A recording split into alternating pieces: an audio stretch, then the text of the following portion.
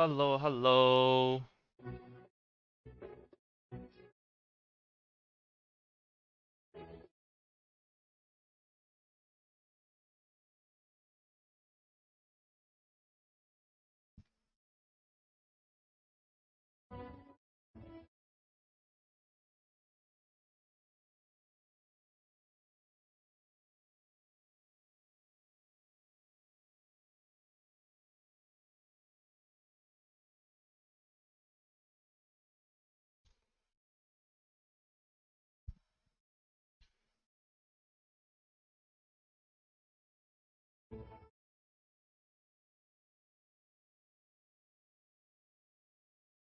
Alright, let me see.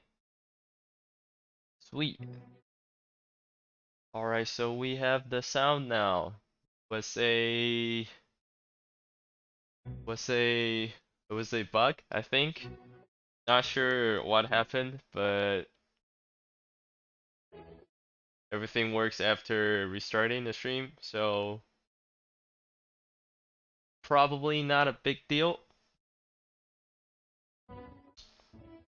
And let's see. Alright, there's a lot of games going on, but before we start our games, let's quickly thank our sponsors first, which is BNB Chain, Spirit Master, BioSyn, and Izumi Finance for sponsoring today's live streaming. And okay, that's it for the introduction. And let's go straight into the games. Actually, let's watch it live first.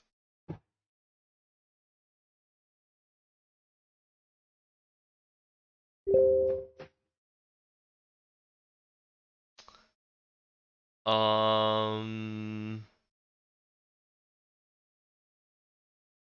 looks looks very weird because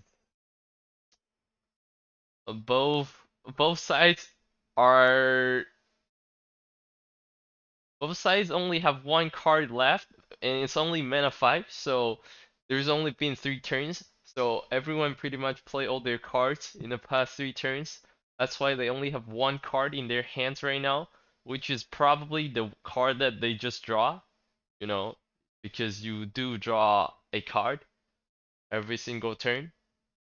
So that means they play all their cards in the past 3 turns by probably burning a card each turn.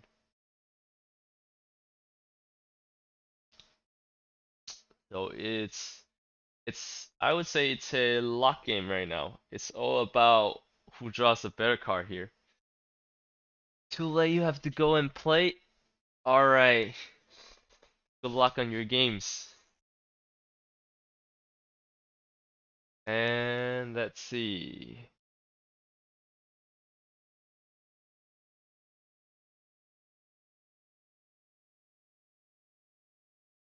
They've been thinking very long. Or maybe it's the game that's bugging out. Let's wait 15 seconds and see after time runs up, um, would there be any animation going on or not? Okay, 1, 0. Okay, no animation. Very good, very good. The game is probably broken again. Yes, not not very surprising, I would say. The game box out again. The spectator mode.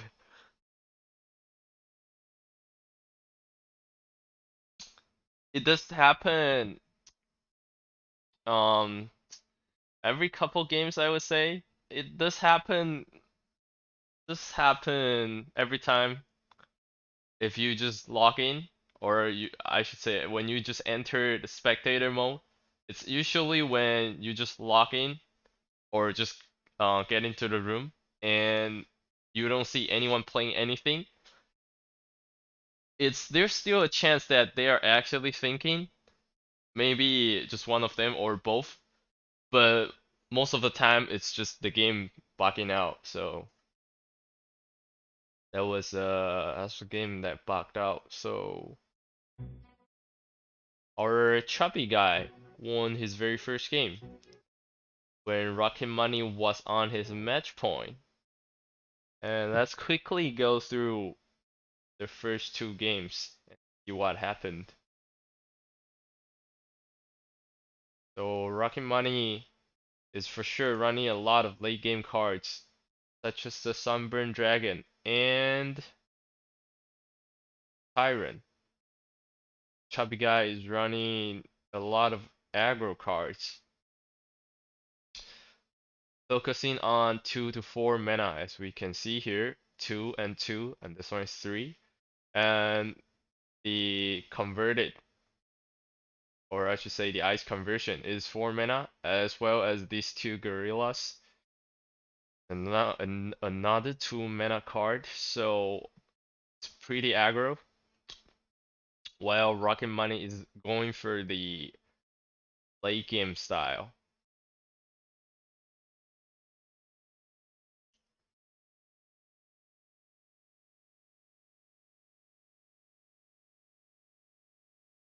Okay.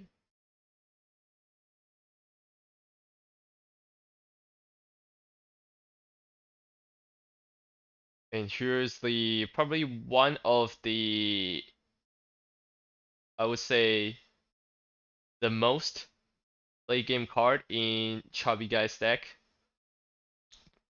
The 7 mana legendary.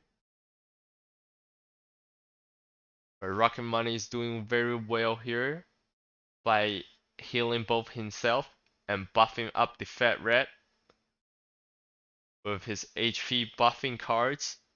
This fourth hunting is gonna buff all of them again, but two of the Fat Rat is going to be easily taken down by the Black Gold.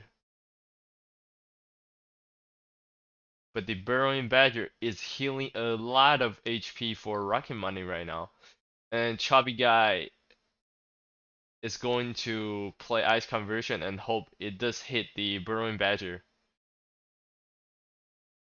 But it is a little bit unlucky that Chubby Guy cannot hit the Burrowing Badger.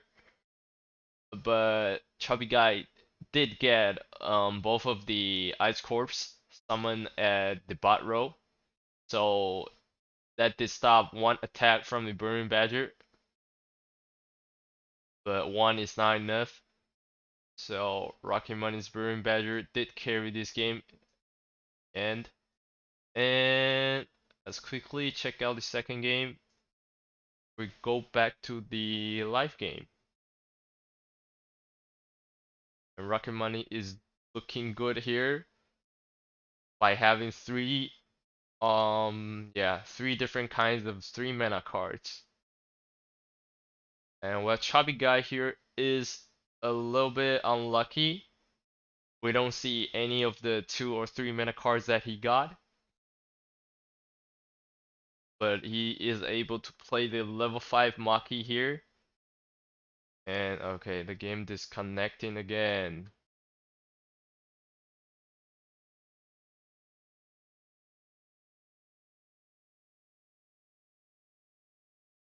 Alright.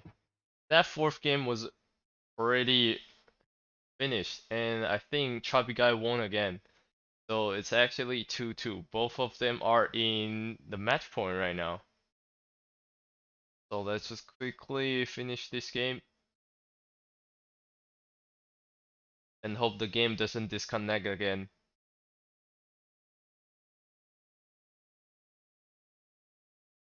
Quite unstable today, I would say. Okay. So this is where we laugh at. We laugh at the Maki being played. That's where we disconnected. So after Maki, Chubby Guy tries to force clear the top row. That way Maki could actually hit Rocket Money. So he can discard a card. But Rocket Money knows that as well. So he's trying to stop Maki from hitting himself in the face by putting the zoologist in the upper row, and all his late game guards are in his hands ready. The potential motivation. It's level 5, so that's 30 HP, along with the Sunburned Dragon ready to be played. And the potential motivation also drops into the level 4 Tyrant, while the Chubby Guy can only rely on his Portrait and Layla's Fireball here. And Portrait is not going to do too much work here because it can only be casted once since Chubby Guy's HP is lower than Rocket Money.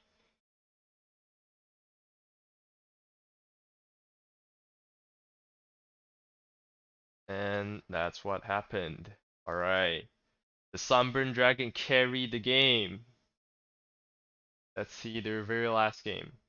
So Rocket Money won his game by buffing up the Burrowing Badger till the end, or by maintaining the board until he's able to play the Sunburned Dragon.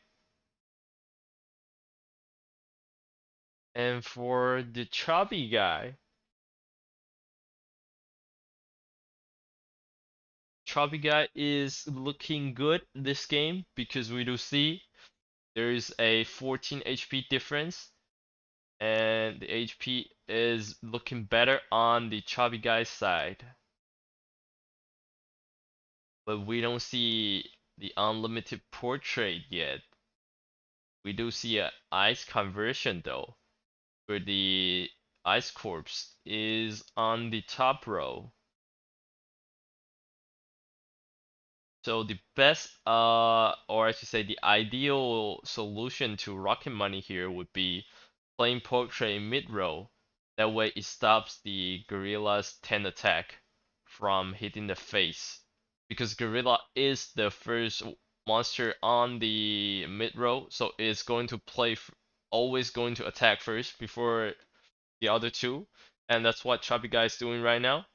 He does play Portrait in the mid row. And it doesn't really matter where the second piggy goes. It can go top or bot or mid. Because the only thing that's gonna hit is just this fat rat. And this fat rat is nowhere close to 10 attack yet, like this gorilla. And Rocket Money did play a portrait as well, the same time as the Chubby Guy, but Chubby Guy is the one with higher HP, so Rocket Money can only play that portrait once.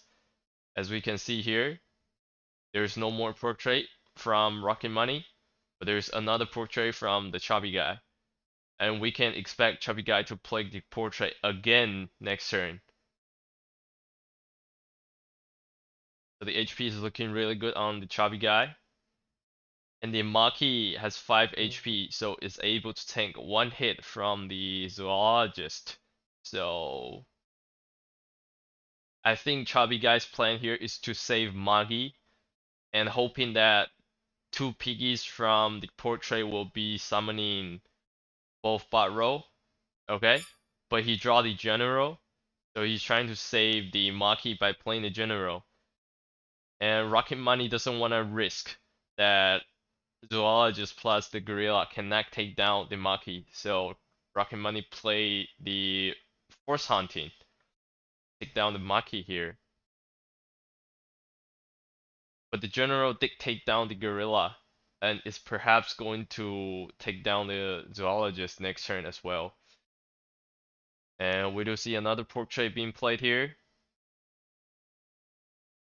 But Rocket Money is drawing a lot of cards with Happy Space and the potential motivation here. So the Chubby Guy's card advantage is going to, yes, this turn is the key turn that Chubby Guy loses his card advantage. As we can see here, Rocket Money is able to draw up to 5 cards, while Chubby Guy only has 1 card in his hand.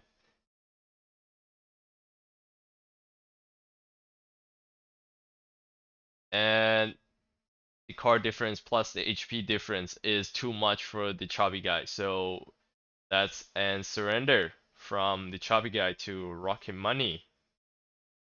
And that's a 3-2 intense fight between Rocket Money and Chubby Guy.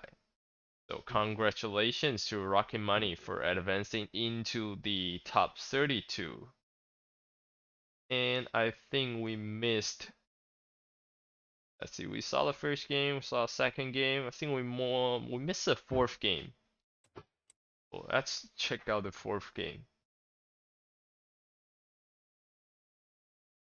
I believe this game finished very quickly.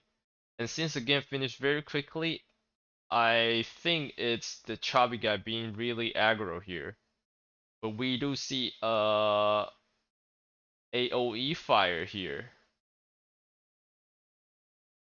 So this turn is probably a key turn. Because the Chubby Guy can play Portrait next turn. Okay? That did stop the AoE from being played by Rocket Money. So Rocket Money can only play the Burrowing Badger that he just draw last turn. But that Burrowing Badger is going to hit the Spotted Piggy.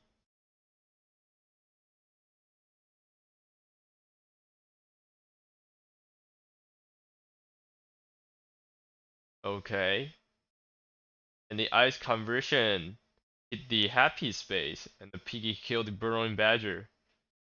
There's no cards left for Rocket Money. But he did draw into a Fat Rat Feast.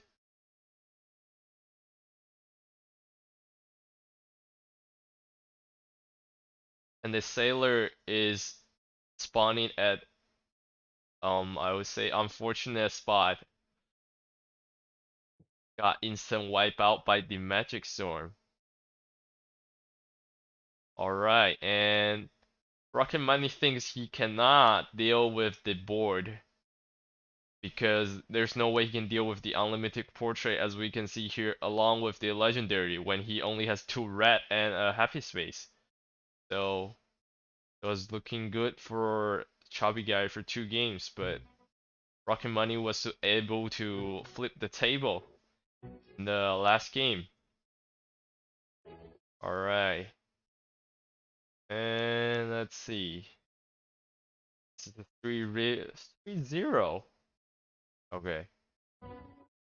The bell power difference is 1.4k, so a 3-0 is not very weird. And let's see. There's 20 seconds until the game between Bone and 𝙂𝙖𝙢𝙚 start. So I guess we will wait 10 seconds and check out their games.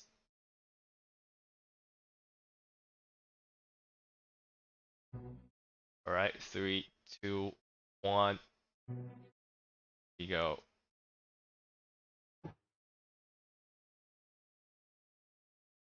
Both of them are seeded player. Let's see. Empire Academy versus the classic Infernal Pirate aggro deck. I still haven't seen any Infernal Pirate race. Like when whenever I see these two races, like it's always aggro. I've never seen Inferno plus Pirate, and it's not an aggro deck. And let's see.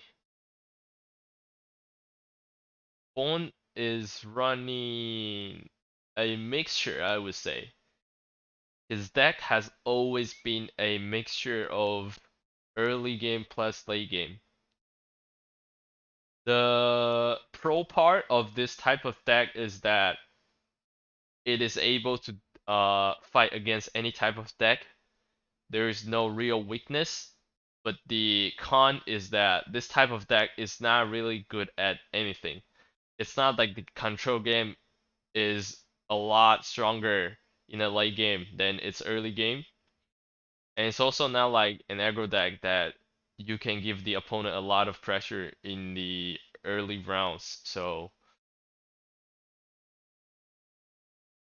let's see, this type of mixture deck is able to deal with 𝙂𝙖𝙢𝙪𝙩𝙝's aggro deck or not. For now, 𝙂𝙖𝙢𝙢 is looking very good because field defense got nerfed. So the farmers went from 1-7 into 1-5, and the original version of field defense heals 7 HP and got nerfed into 3, and now it's 0. It got nerfed twice, so there's no healing from field defense now. Even if it still has healing, like the original version or the 3 HP version, there is still no HP gain for Bone in this game because of the Reaper of Despair, which stops both heroes from gaining HP. Which is also, this Reaper is also a very good card to combo with the Devouring Grudge, because Devouring Grudge, it drains HP from your opponent to you, and the only problem with this card is that you need to give the HP back when the Devouring Grudge dies. But since the Reaper is on the board, so whenever Bone kills this Devouring Grudge without killing the Reaper, he's not going to gain any HP. So there's no healing for Bone. And we do see another Reaper of Despair in 𝙂𝙖𝙢's hand, trying to make sure that Bone could not heal up. But it looks like Bone is able to fill up his board with Annabelle Caroline buffing up all the creatures on the board to make sure that 𝙂𝙖𝙢 needs a straight damage spell card here, such as Evil Flame, perhaps what 𝙂𝙖𝙢 is looking for.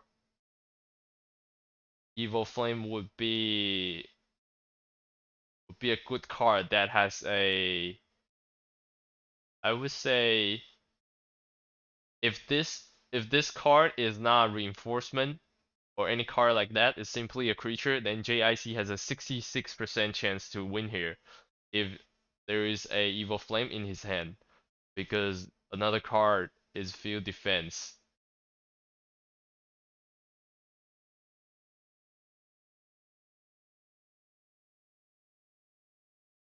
Okay, it looks like there is no Evil Flame. And the other card is the Phantom Snake cards. So, well, the card is called Double Phantoms, but it actually summons 3 Phantoms. So maybe the card can be named into Triple Phantoms. Alright. The Caroline was supposed to heal 6 HP for Bone, but again, because there is another Reaper, as we can saw last turn, in 𝙂𝙖𝙢's hand. So 𝙂𝙖𝙢 knew his Reaper is perhaps going to die, so he played another one here, which is in the top row. So he didn't place the Reaper again in the bot row. He wants to make sure that he can always have a Reaper on the board to give Bone the HP pressure. The pressure that he will be one-shotted by the Evil Flame. Because I believe after the nerf, if Bone had that 6 HP gain, 17 HP is higher than the Evil Flame damage. So the bone is still under the range of Evil Flame one shot, but we know 𝙂𝙖𝙢𝙪𝙩 didn't have Evil Flame last turn. Okay, and as we can see, 𝙂𝙖𝙢𝙪 burned a Falling Star, so 𝙂𝙖𝙢𝙪 wasn't able to draw into Evil Flame, but he was able to draw into Falling Star. But Falling Star sadly is not going to work here because most of the field blocks are filled up by Bone's creatures. There was only 3 blocks that was empty. Alright, and here's the second game.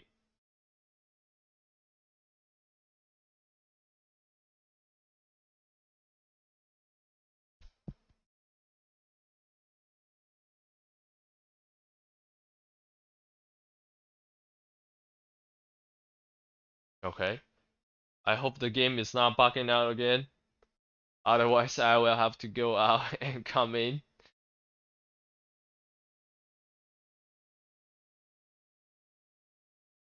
Actually, I think the game bugged out again, so I'm just gonna re-enter the room.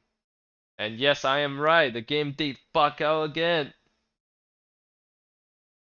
So we missed 2 turns, I believe. 𝙂𝙖𝙢𝙪 plays an Evil Eye, and Bone probably played this Magic Obelisk the first turn. And the second turn, he burned a card and played 𝙁𝙬𝙪. And this is third turn. He played the Hoary Root behind the 𝙁𝙬𝙪, because 𝙁𝙬𝙪 is a very good card to protect the root. 𝙂𝙖𝙢𝙪 had to play Firestorm to try to clean up the 𝙁𝙬𝙪, and I would say he was probably looking for the Magic Break Professor as well.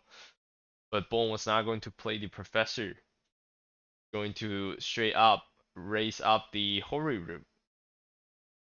And he placed another Hoary Root in front of the 𝙁𝙬𝙪. And 𝙂𝙖𝙬𝙪 play boldly top row. I would say trying to take down the 𝙁𝙬𝙪. But yes, as we can see, boldly is, I would say, not anywhere close to cleaning up the 𝙁𝙬𝙪. And the Hoary Root is already 812 here. But Bone's HP is actually down to 18 here. So 𝙂𝙖𝙬𝙪 might still have a chance if there's Evil Flame.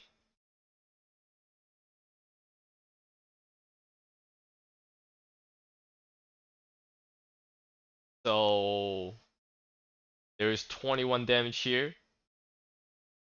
And 𝙂𝙖𝙬𝙪 needs to deal with this 21 damage first. Unless he could actually finish up 13 HP with his spell cards here.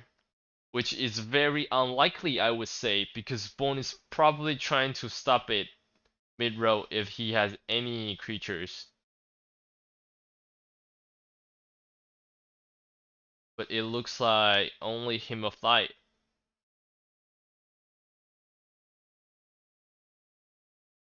That was the only card Bone had, which was Hymn of Light. So Bone still has 1 card, while 𝙂𝙖𝙬𝙪 has 2, and Bone's HP is down to 8. So that is 100% in the range of Evil Flame. Or even anything like a Magma Ball. As long as this 1 card that Bone has is not a creature in the mid-row. And 𝙂𝙖𝙬𝙪 kind of had no choice, because he can't really put any spell cards such as Magma Ball into the top row due to Shroud, or the bottom row due to Hexproof. So the mid row is only option for 𝙂𝙖𝙬𝙪 here. And 𝙂𝙖𝙬𝙪 had Devouring Grudge to drain 7 HP, but that's 1 HP away. Bone's legendary avatar is able to give him that 2 more HP. And in this game, that 2 more HP is actually winning the game here. Because if Bone is running a purple avatar, so an epic one, then he's going to have 36 HP only. And that would actually be a victory for 𝙂𝙖𝙢𝙚 if Bone's avatar is an epic one. Alright, and they play in the same deck. Since both of their decks are very strong, I believe it's very unlikely for them to change their decks here. They're probably going to run the same deck. The second game was very close for a Bone, but Bone was able to take the victory. And let's wait for their third games. And here we go. And as we can see here, just after I said it's very unlikely to change deck, 𝙂𝙖𝙢𝙚 changed into Empire Academic, which is exactly the same as Bone, but with 200 bell power, slightly less than Bone. And they both running the Magic Break Professor. And I believe both of them are level 5, so both of them has an 80% chance. But in this turn, Bones Kaido is already in his hand. And that is going to give the defending professor a lot of pressure here.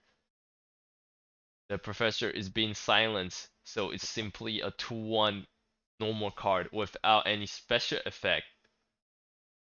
But we do see 𝙂𝙖𝙢𝙚 is running emptiness, which is something that we don't see in Bones deck. So maybe 𝙂𝙖𝙚 is still trying to play an aggro deck. But it's an Empire Academic aggro deck, unlike Bones Empire Academic, which is a control deck. And Bone is able to put down his Hoary Root and start buffing it.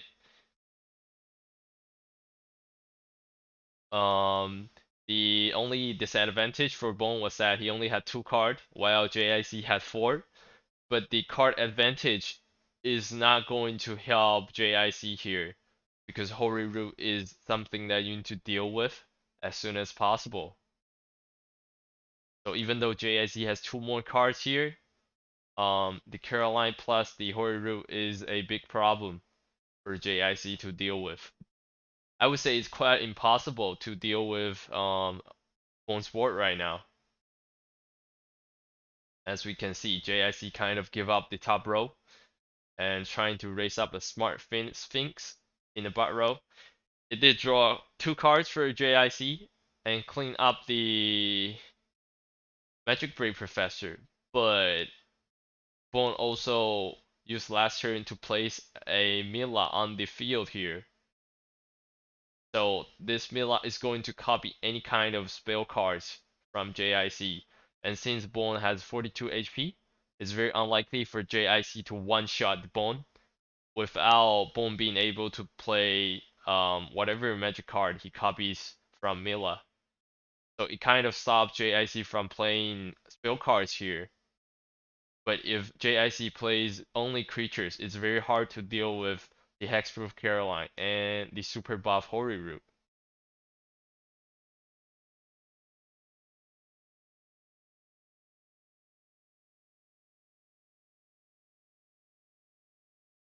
So I believe this round, it's 𝙂𝙚 that's thinking very hard here. So 𝙂𝙚 did avoid playing any kind of spell cards, but sadly just playing the Snake Lady is not going to stop the attack from the Hoary Root. And that's a 3-0 from Bone. So congratulations on Bone for having a clean 3-0 sweep and advancing into the top 32. Alright, and let's see.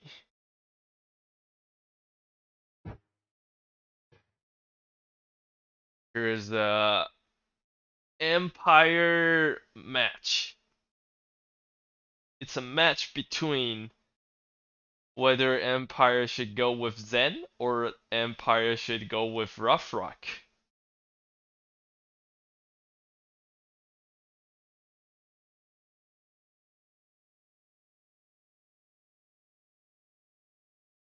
So Arctic Space has the HP advantage here. There's a 15 HP advantage. And a Hexproof Caroline being protected by the 1/4 farmer. But Lord TWY does have a level 5 Lin on the board, as well as 4 cards in hand, which is very likely to be heritage cards. Maybe not all of them, but I believe 1 to 3 of these cards are going to be heritage cards. Okay, so a combo is tested on Lin. So now this Lin is a 6 attack double strike hexproof creature, which is definitely the win condition for the Lord here. And Arctic Space is trying to give as much pressure as he can by playing the Inspiration Totem here. So every single turn, as long as this totem survives, there's 5 creatures. As long as Arctic Space doesn't play any new creatures, then that's 5 HP, or I should say 5 more attack from Arctic Space, and 5 more HP that Lord TWI needs to worry about. There's Yin-Yang Seal being played, as well as a Holy Punishment. That clears the bot row problem for Lord, and the Yin-Yang Seal plus Double Strike does clear up 2 more creatures in the mid row, but there's still 4 more creatures here, and we do see there's a Hexproof in Lord's hand, which is not going to help the top row here.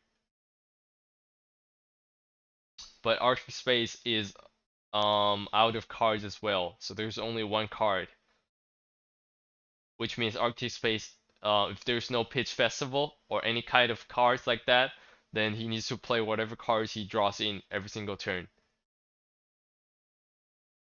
And Lord TWY draws into a small angel here,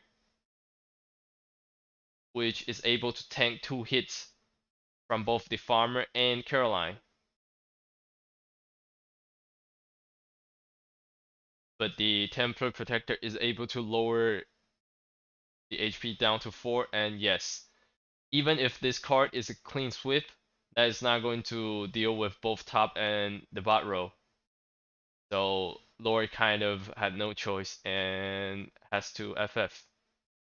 Alright, and before we check the second game, let's quickly check out the first game and see what happened here. We can also get a pick on their decks. Yeah, I saw your game. It was a little bit sad. It was it was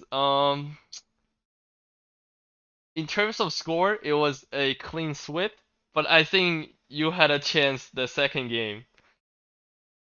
But Bone is running a legendary avatar, so he has that 2 more HP, which is very sad. Otherwise, your Divine Grudge can probably win the game with that 7 HP drain.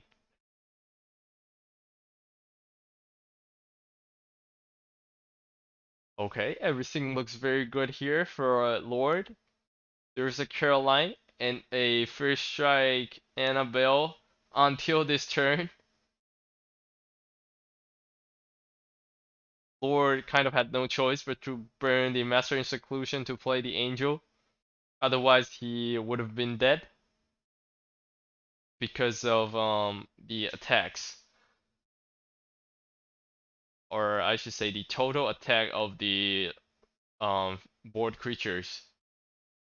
And sadly, he draws into a Hexproof, and that is not going to help at all.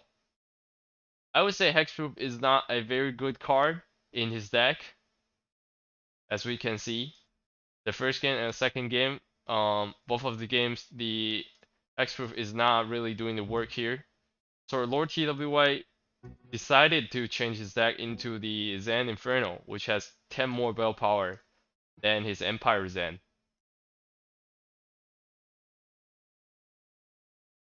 and he's still running Hexproof in this deck, which I would say is looking a lot better than the last deck. Because the Hexproof in Bloody Ghost or the Skull Breaker, I would say, is a very good choice. So then make sure he gets the top row. But there's a lot of attack going on from Arctic Space, and that's too much damage for Lore to sustain this round. And that's a GG for Arctic Space. So both of them are city players, but it looks like a clean 3-0 sweep by Arctic Space. So congratulations on Arctic Space for winning the game here. There's a new light between, let's see, typical Moonboy and Ellen. And somehow both of them have a lot of cards in their hand. Let's see. There was 9 cards in typical Moonboy's hand, and I would say probably 8 or 9 cards in Ellen's hand as well. But it looks like most of the cards that Ellen had was Layla's Fireball, and Layla died last turn along with all his fireballs. So typical Moonboy is probably the one who actually has more cards than Ellen. But Ellen is able to lower typical Moonboy's HP down to 13.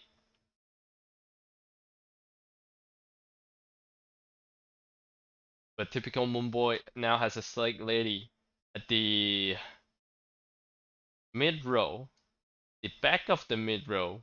So that means 2 more Phantom Stank if Ellen plays anything top row or bot row.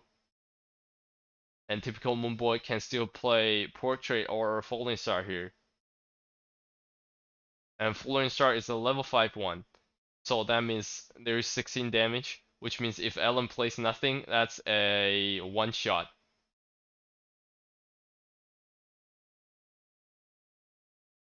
And Falling Star combo with the combo with the AoE to take down Lamila along with 2 more Fireball.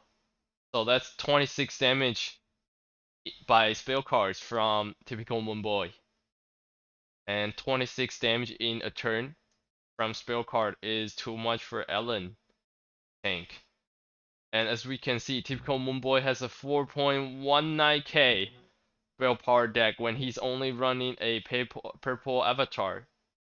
And Ellen is running a legendary one. So we do know that the avatar does influence the battle power of the deck. So if typical Moonboy is running a legendary avatar, his deck is going to have higher battle power than Ellen's.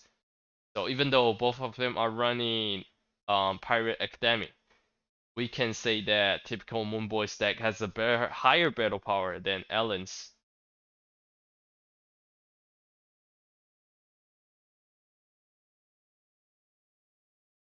Alright. We do see the mana. Okay. I was going to say we do see the mana animation glowing, but we might be running into the spectator bug again, but it looks like that was me thinking too much. The spectator mode is looking good here.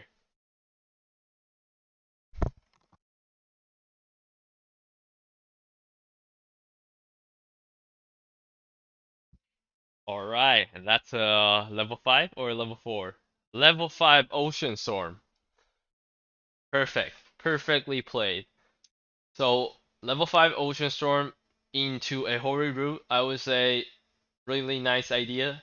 But this looks like a level 5. Yes, this is a level 5 Mila. So the Hoary Root is indeed level 5 as well, but level 5 Hoary Root is the same HP as level 4. And the Mela is high enough in terms of level so that it has 3 attack to take down the Hoary Root. And sadly, Mila was in the same row as the Hoary Root as well, so it's looking good for Ellen here. And typical Moonboy needs to try and come back by playing these 3 cards. because I don't think Portrait is going to help here because the Mila is still on the board. The best way for typical Moonboy to come back here is by playing creatures that can actually kill Mila. That way, when typical Moonboy plays Portrait, it won't be copied by Ellen's Mila. Okay? So typical Moonboy's solution to the Mila is mind control. So the mind controlled Mila, and Mila was controlled in front of Maki, and then died. So I believe this Mila goes to typical Moonboy's hand here.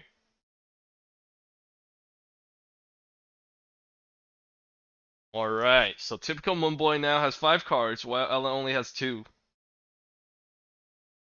And typical Moonboy is not going to wait for the unlimited portrait combo here. He's going to play it right away. And Ellen is going to use up the mind control that he got it from his Mila, which is now no longer his Mila. So despite this card that Ellen just draw, we know there's a Maki, and then there's a Golem. And Maki plus Golem is quite a strong combo because Golem has trample, and if it's placed in front of Maki, it clears up the top row for Maki, and then Maki can actually hit the face of typical Moonboy, and that's going to discard cards, which is the only disadvantage that Alan has right now. Alan is down 2 cards than typical Moonboy. And here we do see Alan plays the Ocean Storm, but typical Moonboy is going to play the Mila that he steal from Alan. And now Mila is back to typical Moonboy's hand again. And I believe typical Moonboy also copy a Ocean Storm.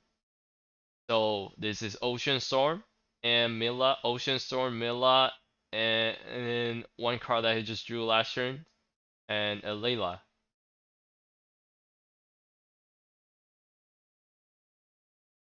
Okay, so Ocean Storm was burned to play the Mila plus Folding Star combo,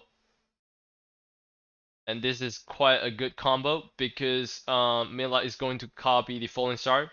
That means typical Moonboy can play Falling Star again next turn. And I would say he's probably going to play Falling Star along with Layla. Unless there's a card that is more powerful than Layla.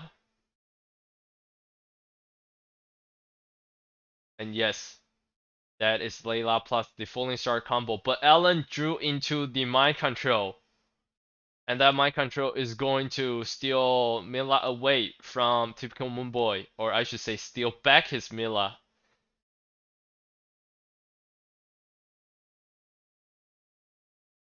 Okay, but Kaido's pre-strike effect is going to hit Mila since Mila is only creature on board.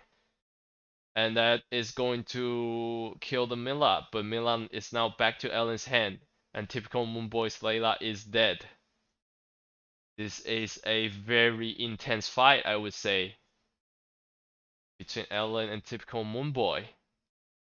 So Ellen's going to play the Fallen Shard that he copied from typical Moonboy by stealing back his own Mila. But typical Moonboy has 2 Fireball from Layla, and that is going to deal 4 more damage than Ellen. And that is a victory to typical Moonboy. Crazy match, I would say. Crazy match. Very intense between typical Moonboy and Ellen. And here we go. This is their 3rd game. And it's typical Moonboy's match point. And the Conning Apprentice is going to send the, I think, level 5? Yes, a level 5 Petrol Protector back to Ellen's hand. And typical Moonboy plays a Gorilla here, which is a very good counter to the Ocean Storm because it has 10 HP and is going to tank the Ocean Storm. And typical Moonboy plays the portrait here since he has more HP and is going to use the piggy to tank damage for the gorilla. But Ellen kind of knew that, so he played the drunken man, trying to take down the gorilla, which I would say the drunken man successfully did.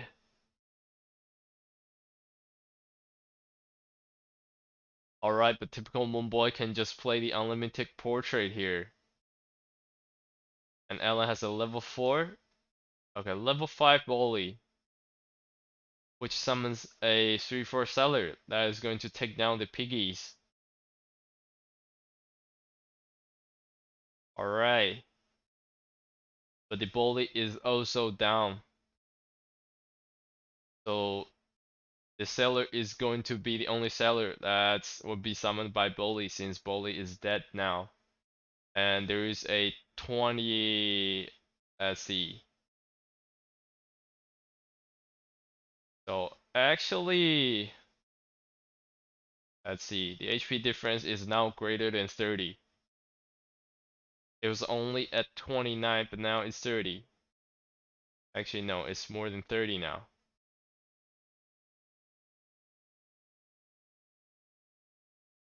Alright, it was 34, and let's see after this turn. The Horu is able to take down defending Professor, but both of their Horu is going to survive here and grows into A4 body.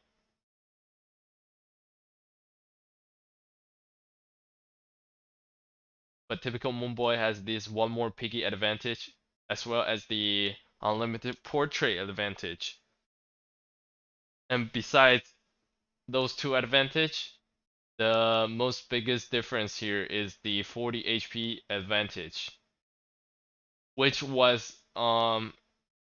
something 29 HP.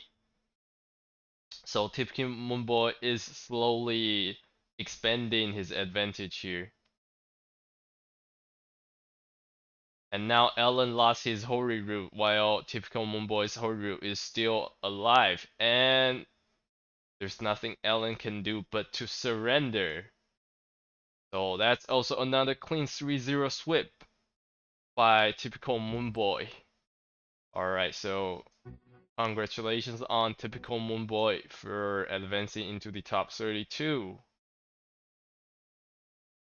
Right, and here's Swix versus Kenneth. Let's see.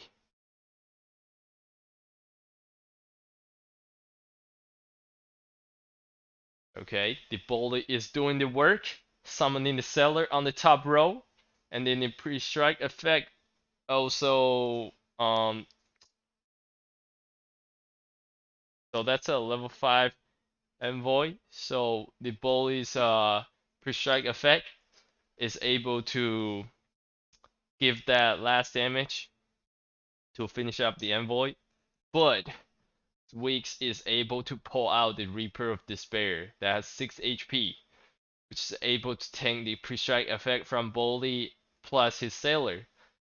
And this time the Sailor is going to be summoned at the bot row, so not the same as the Reaper.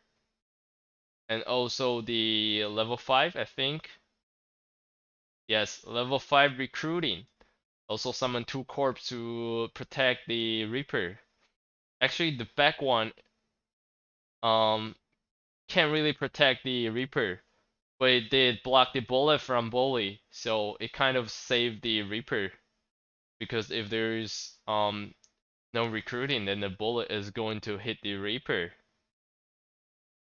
And luckily, the bullet didn't hit the corpse in the front as well. It hit the one in the back, so there is still one corpse in the front that can protect the Reaper. And Sweek is able to place down a Absolute King here, which is going to create a lot of freezing field, as well as nerfing the enemy creature's body. And Sweek is going to protect this king with the Devouring Grudge. And the Devouring Grudge also is going to combo with Thunder Strike to lower down Kenneth's HP. And the Reaper can make sure that Kenneth's HP doesn't go back up. But Kenneth is trying to finish Sweeks here by giving him a lot of pressures. But now Kenneth's HP is down to 5 and there is no creatures on the top row for Kenneth. And they are already both at 7 mana, which means Kenneth is now in the range of Evil Flame one shot.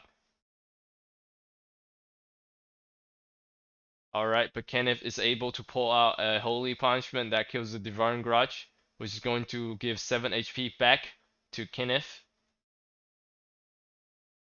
But Swix is going to make all the farmers and the sailors attack to under 0 by playing the...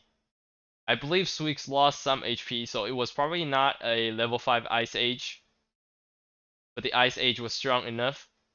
And Swix had Barak in his hand, and that Barak is going to trample through the top row, but the 4 attack from the mid row by Kenneth is going to take down the Swix. Very close and very intense. Alright, let's check out the first game as well.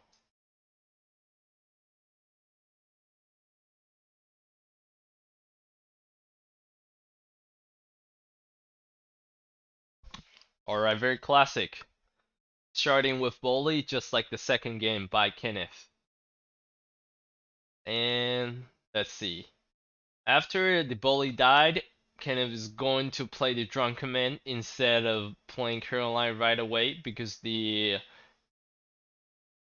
mana is perfectly fine for Kenneth here.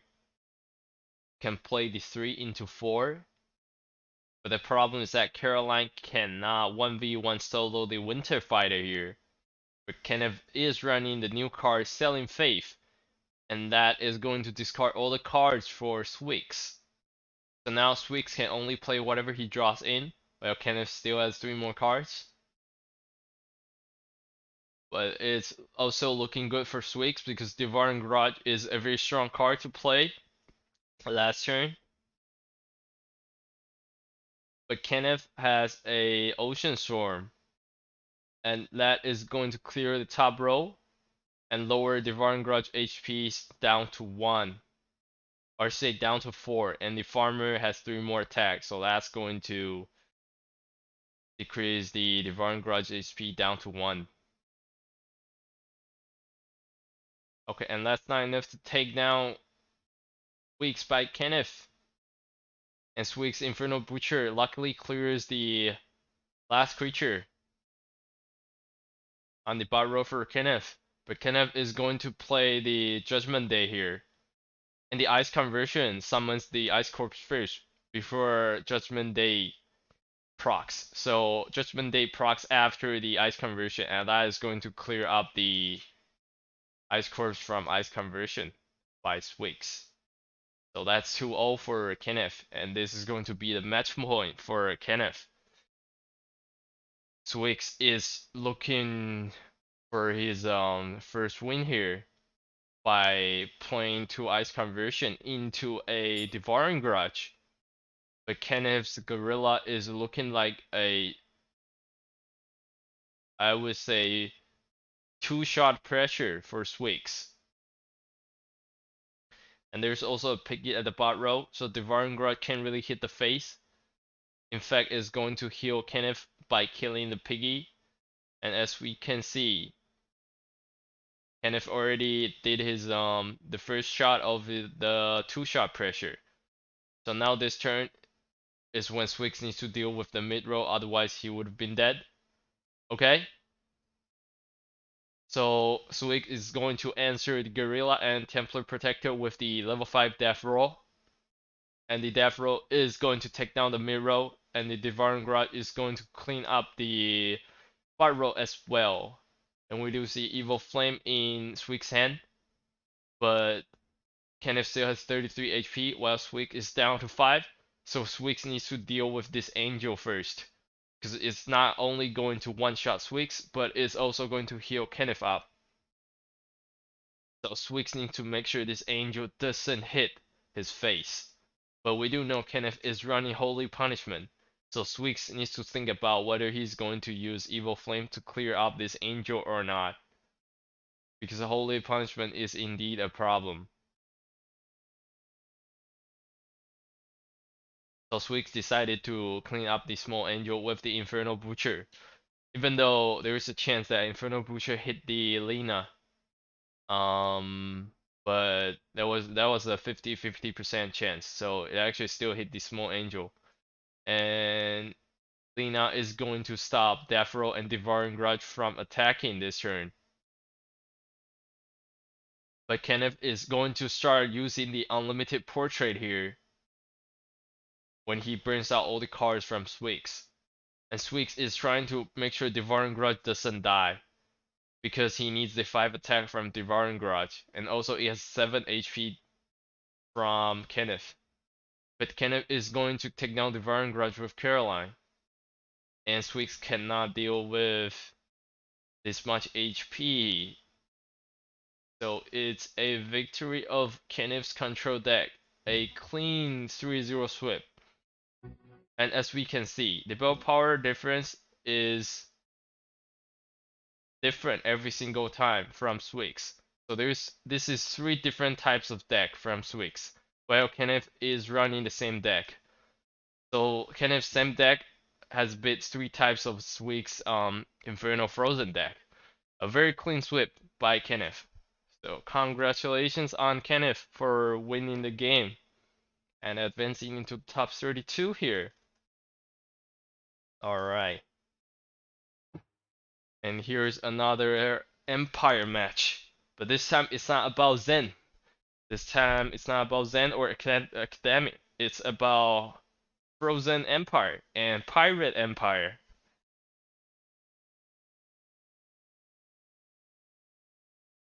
And Theo is filling up the board with the Death Roll, while Ivan is filling up the row with Field Farmer. So is Farmer going to outdamage the skeletons? Or the skeleton is going to win here? Both of them are down to 11 and 16 HP, but Ivan's field is looking better than Theo's field right now. So both of them pull out the Lina, the Big Angel, on the same turn here. So this turn is basically a pass for both of them. The only difference is both of them heals 8 HP. So now Theo is back to 19 HP, while Ivan is back to 24 HP. We do see Theo has a Ice Conversion in his hand, and Ivan has a Gorilla. So Ice Conversion is not very strong right now due to a lot of farmers and the security guard. This security guard is probably summoned by a Templar Protector earlier. So Ivan is going to play Reinforcement into Hymn of Light to fill up the board and lower the threat from Ice Conversion as much as possible here. And yes, the Ice Conversion is going to hit a, let's see, a level 2 small village dude that just summoned by Reinforcement this turn.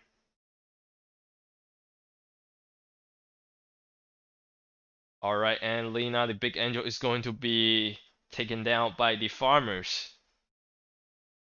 So Ivan's board is now 100% stronger than Theo's board right now.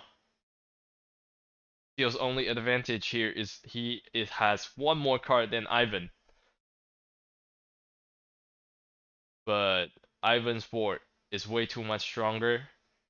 And Ivan also has a 11 HP advantage here.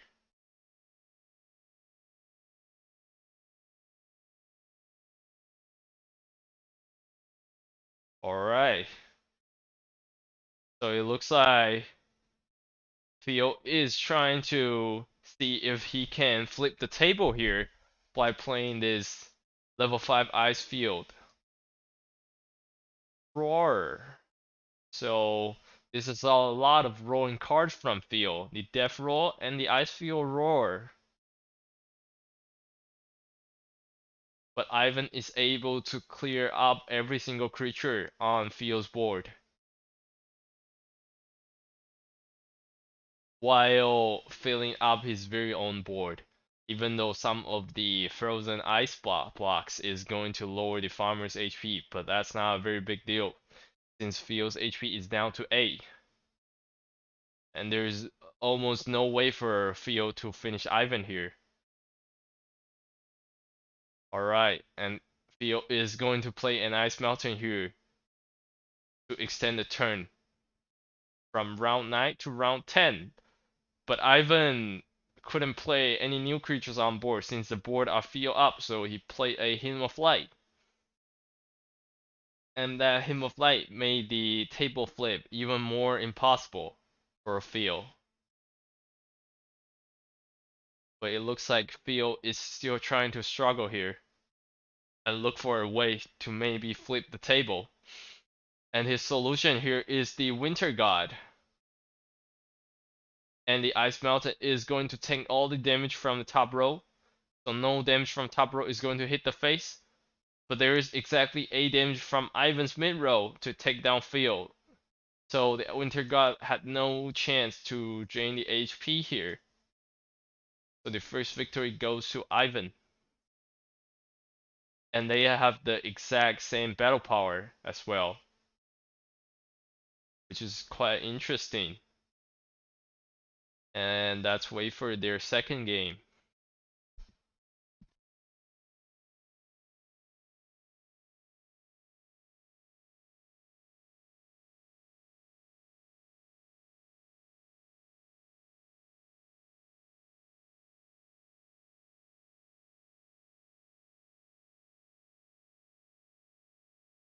Alright, here we go. Here's the second game.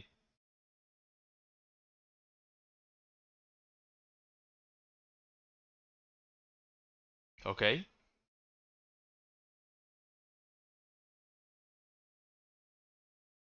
The mana indicator is running. Okay, and we do see the card change animation, so it's probably not bugged out. They're just thinking about what cards to change.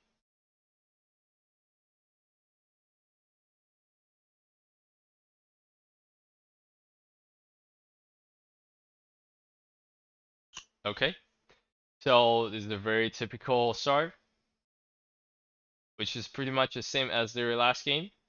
Both running 2 mana small creatures. But this time it's Theo running the recruiting, while Ivan is going to run the Annabelle. But the Theo's Ice Corp seems to be very smart and both summon in the mid row to take down Ivan's Annabelle. So it looks like the lock is on Theo's side this game. And Ivan is going to play the portrait here, even though his HP is slightly lower than Theo. That means he is not going to have the portrait back to his hand. And after this turn, Ivan's HP is still slightly lower than Theo. So even if he has another portrait, that means the portrait will not go back to his hand, just like the last portrait he played during 4 mana. And we do see there's still one more ice recruiting from Theo. Okay, so Ivan is decided to play the gorilla here, try to give much more pressure by raising the total board attack.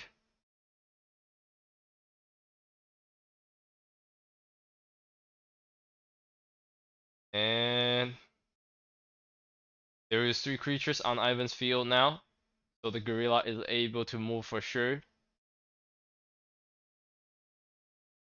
But Theo has 4 more cards, while Ivan only has 1. And this is the card that Ivan just draw. So Ivan is probably quite unsure about whether his gorilla can move next turn or not. And the total board damage is 12 attack here. And the Osaka is probably unable to move due to Theo having creatures on the board. And Ivan is going to play Hymn of Light here to increase the total board attack. from it was 18 last turn, and this turn is down to 17 due to the frozen ice block. The field drew into the death roll, which is impossible for the gorilla to deal with, and Ivan drew into field defense, so that they draw one card by field. The one card was drew by field defense, and another one is naturally draw every single turn. So now Ivan has two cards and 8 mana, but death roll is a big problem for Ivan right now. So let's see if Ivan can come up with a solution. But field is going to give more pressure now by playing the Winter God. And Bully is a very strong early legendary, but when it's compared to the Winter God on a mostly frozen ice field, then Winter God is definitely stronger than Bully right now. We can see there's 6 frozen blocks on Field's board, and also 6 frozen blocks on Ivan's board. So in this game, out of the 18 blocks, 12 of them are being frozen right now. The Winter God is quite unstoppable at the moment.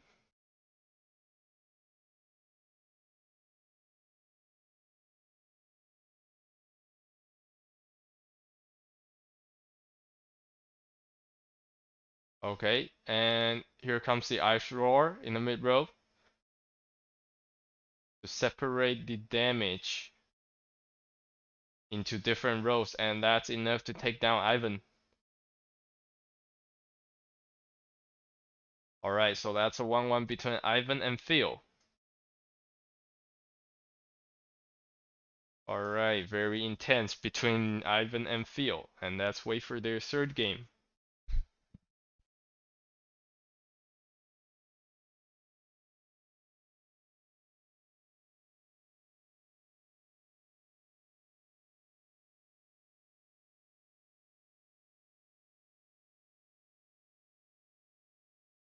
Okay, as we can see with the avatar change here, Ivan is going to switch his deck. It's still about Empire, but it's no longer about Empire Pirate. It's going to be Empire Academy. And let's see if Academy Empire is going to beat the Frozen Empire.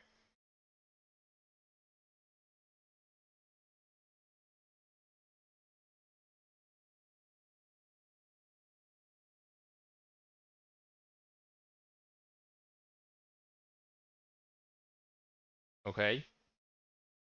The mana indicator is running, so probably not bugged out. Very classic. 2 mana creature into 2 mana creature.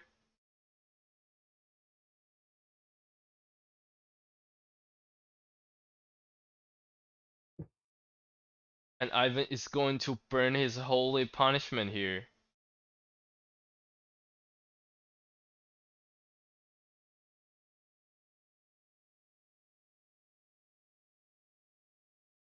So that means Ivan is quite confident on being able to control the board here.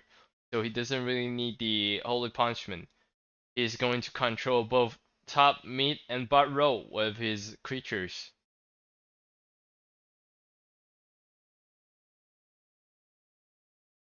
And Ivan is going to play Mila this turn to see if he can copy some nice spell cards from Phil. But Phil playing the Winter Fighter this turn is a very good choice. Not only because it take down the Kaido, but also because this is not a spell card, so Mila pretty much did nothing.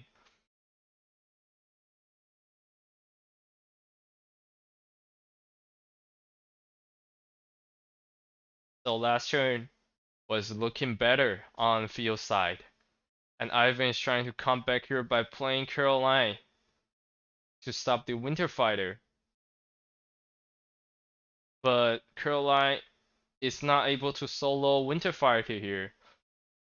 But with the help from this level 5 group weakening, Caroline is able to take down the Winter Fighter since it removes the armor from the Winter Fighter.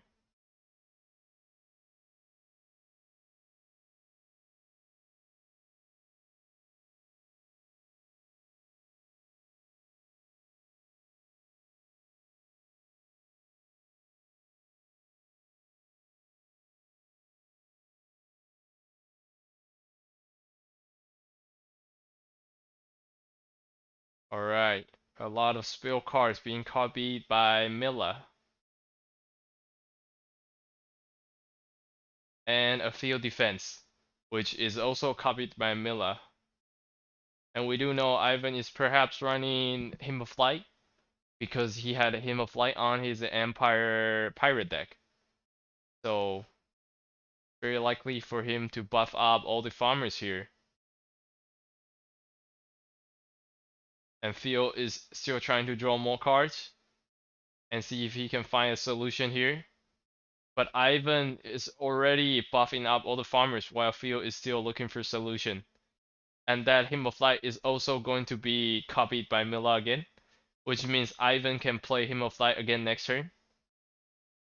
And despite all these creatures, Hymn of Light on Caroline pretty much makes Caroline unbeatable. And that Templar Protector is going to summon one more security guard to fill up the very last spot for Ivan. So now Ivan has a fill up board, while Theo has nothing on his board.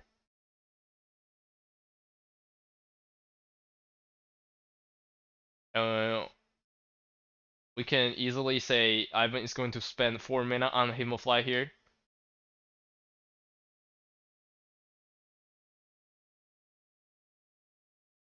And yes, Theo is trying to deal with the top row by playing the Ice Dragon.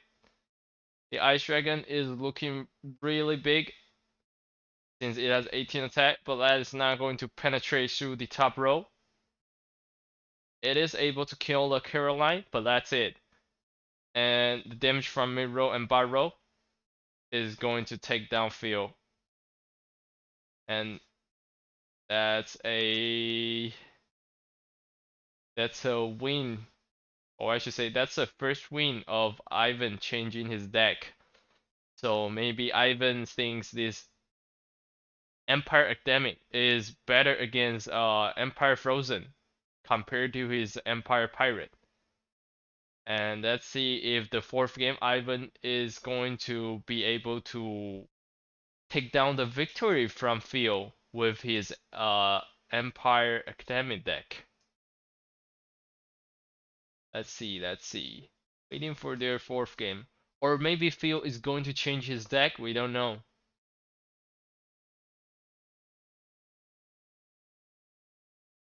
And it's Ivan's match point as well. So Ivan just need that one more win, then he can advance into the top 32. But given that their live game doesn't start right away, so I believe maybe Phil is changing his deck right now.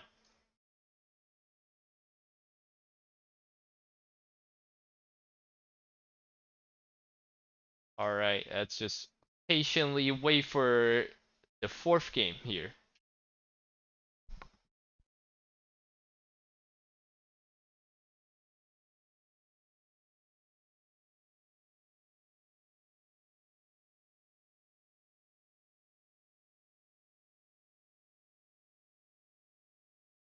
Alright, here we go. And even though the avatar looks the same, we can see there's a 20 spell power difference from Phil. So Phil does change the deck. So this is Phil's new deck. It's still Empire Frozen, but I believe it's going to look different here.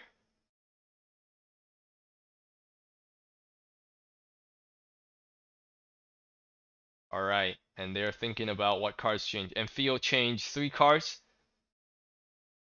Only 3, not 4. So I believe Phil has something to play turn 1. And Ivan is still thinking, I believe. I don't see any card change animation from Ivan's side yet.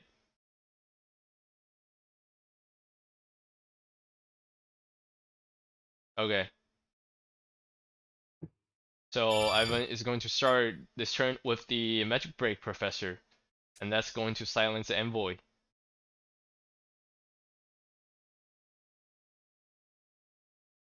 Alright. So the Avatar HP advantage that Ivan has is going to be eliminated by the Winter Envoy since it has 2 more attack than the Magic Professor. But Ivan does have his level 2 Kaido on time, along with an Annabelle in his hand, which is going to buff the Magic Professor and Kaido a lot.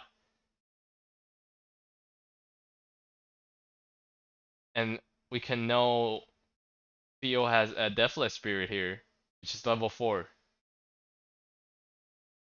But Ivan is not going to play Annabelle here, probably because he expected an Ice conversion. So he's just going to play the Templar Knight here. The Templar Knight is going to take down the Envoy, but Kaido is going to be taken down by the Ice Corpse here.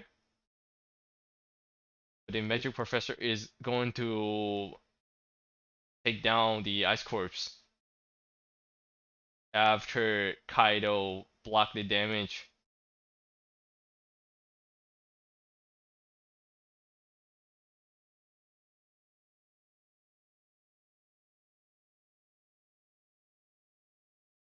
Alright, is Ivan going to play his Annabelle here? And yes, he's going to play his Annabelle here. But that Annabelle runs into a Winter Fighter, a level 5 3 armor Winter Fighter, and that Winter Fighter is going to take down Annabelle, but is going to be silenced by the Magic Professor here. So Winter Fighter lost his 3 armor, but is still a 6/6 creature, which is quite a big for a 5 mana card.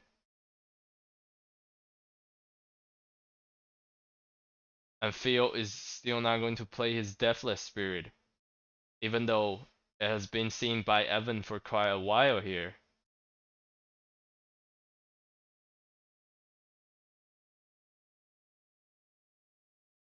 And this turn is the turn that Theo is going to play his Deathless Spirit, but Ivan is going to steal the Winter Fighter away.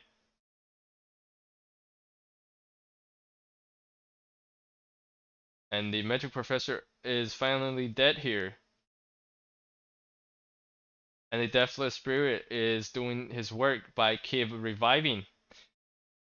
I believe the Deathless Spirit revived 2 times last turn.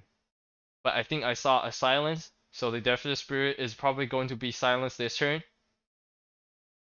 That's a Hymn of Light and Group Weakening. Yes. And the Group Weakening is going to weaken the top row. But the Deathless Spirit is still not dead because it was protected by an Ice Corpse.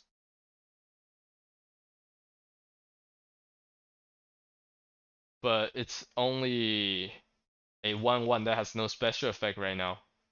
Well, the Winter Fighter also has no effect, but it has 10 attack and 7 HP. So I would say the board is looking quite good for Ivan here, because Ivan can easily deal with the mid row with a Holy Punishment.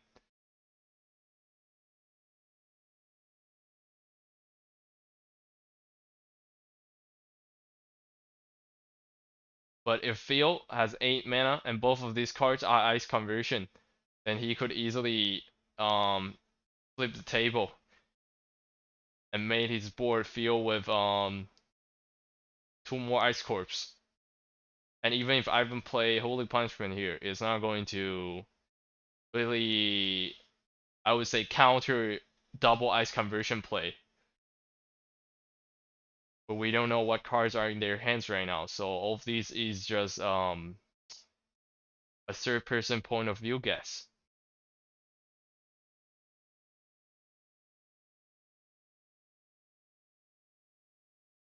Okay?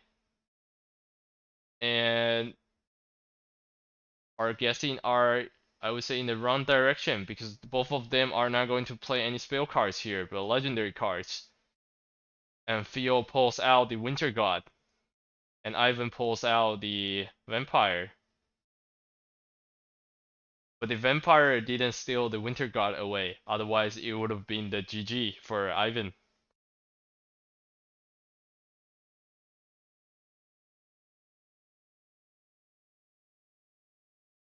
Okay, and Theo is trying to draw cards here. He's going to looking for more creatures to finish up Ivan's HP here. And Ivan is also looking for new cards. But the Winter Fighter is slightly stronger than the Winter Fighter. It has exactly 1 more HP than Winter Fighter's attack. So Theo is able to take down the 4th game here. Alright, and this is going to be the match point for both Theo and Ivan. And their last game started. Theo is still going to run this new deck that has 20 more bell power than his original deck. And we do see Ivan change a card. So Ivan is saving up 3 cards. So I believe Ivan is having a pretty good starting hand.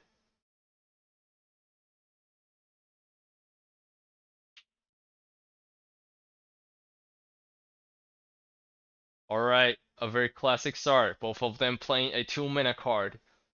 And Ivan is going to play the Templar Protector, while Theo playing the Envoy. Which is quite interesting. Because most of the time people want to play Templar Protector at the bot row to avoid being killed at the top row. Since people want to play strong cards in the early game such as Envoy or Skullbreaker on the top row to make sure they have the dominance here. And I believe Ivan kind of I should say Theo kind of knew that, so Theo play Envoy in the bot row, and Ivan kind of predicted what um Theo's prediction. So Ivan played the Templar Protector on the top row. But all of that mind game is going to be eliminated by a easy but strong solution, which is the ice conversion here. So now both of them are in 5 mana. Ivan has 1 more card than Theo, but Theo has 2 more creatures on the board here. We do know Ivan is running Kaido, so maybe a Kaido into a 2 mana card is going to flip the table here. But Ivan decided to play Holy Punishment here. And Theo is going to avoid placing all 3 creatures in the same row. So he placed the Winter Fighter in the mid row. And the Winter Fighter has 3 armor, and there is no silence from Ivan's side yet. So Ivan is going to draw a card this turn with an ice conversion.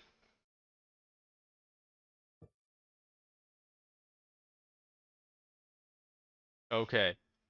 So both of them played ice conversion. And that pretty much didn't change anything for both of them. But since Theo had Ice Fighter on the field, so Ice Fighter was able to, I say Winter Fighter was able to hit Ivan's face twice. And Ivan is trying to play Mila here to copy some spell cards. But sadly, that is not Theo's plan. Theo's plan is to play Lina the Angel and finish up Ivan here. And that was actually quite quick compared to the 4 previous games. Alright, and that's a 3-2 intense fight between Theo and Ivan. And congratulations to Theo for advancing into the top 32. Alright, and that will be for today. And before we end our stream, let's thank our sponsors as usual, which is BNB Chain, Spirit Master, Biosyn, and Izumi Finance for sponsoring today's live streaming. And we will see you guys tomorrow at the same time. And that's it for today. Goodbye, everyone.